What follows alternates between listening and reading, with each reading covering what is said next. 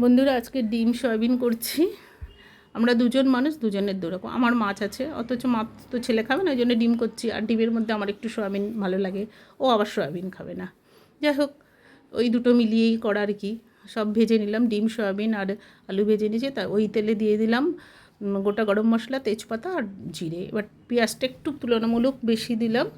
পেঁয়াজটা লাল লাল করে ভেজে তার মধ্যে কাশ্মীর লঙ্কাগুলো দিলে রঙটা খুব সুন্দর হয়। ডিমটা একটু বেশ লাল টুকটুকে রঙ হলে দেখতেই ভালো লাগে। তার মধ্যে আদা রসুন দিয়ে এবারটা নাড়িয়ে নিলাম। নিয়ে এইটা দিলাম হচ্ছে টমেটো আর কাঁচা লঙ্কা, যেহেতু কাঁচা লঙ্কাটা সবুজ সবুজ, ওই জন্য রঙটা ওরকম হয়েছে। এ দেখো, তেল আমি কী করি, একটু একটু জল দিই আর নাড়াই দিই। একটু জল দিয়ে যেই আবার জলটা টেনে গিয়ে আবার নাড়াই, এরকম করে করে কষাই।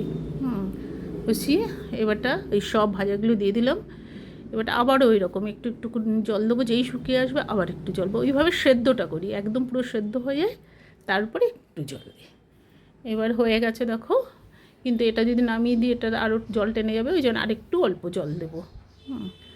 দিলে এবার একটু ফুটিয়ে এর মধ্যে দিয়ে দেবো, হয়ে গেছে। এবার দিয়ে দেবো গরম মশলা গুঁড়ো। ব্যাস হয়ে গেল দারুণ খাবার। টাটা।